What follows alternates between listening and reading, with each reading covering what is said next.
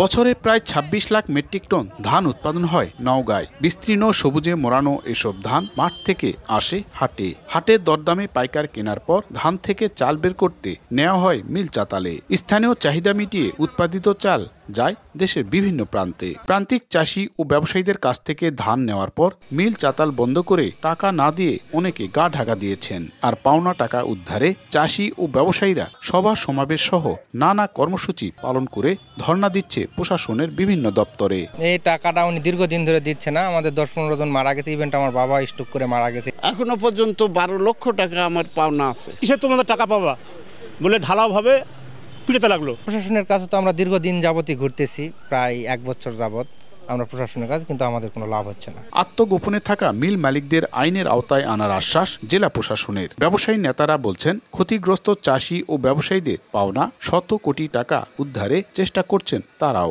তাদের সমস্ত প্রতিষ্ঠান রয়েছে, সেই প্রতিষ্ঠানগুলোর অস্তিত্ব আছে কিনা, সেগুলো ফাংশনিং আছে কিনা, সেগুলো যদি ফাংশনিং থাকে সেগুলোকে আটকায় রেখে আমরা টাকা ফেরত দেওয়ার হয়তো বা বন্দোবস্ত করতে পারবো না, কিন্তু একটা উদ্যোগ নিতে পারবো। সমিতির পক্ষ থেকে সর্বাত্মক চেষ্টা চালিয়ে যাব তার জন্য অচিরেই এই টাকাগুলো যারা পাওনাদার আছে তাদের এই টাকা যেন পরিশোধ করে।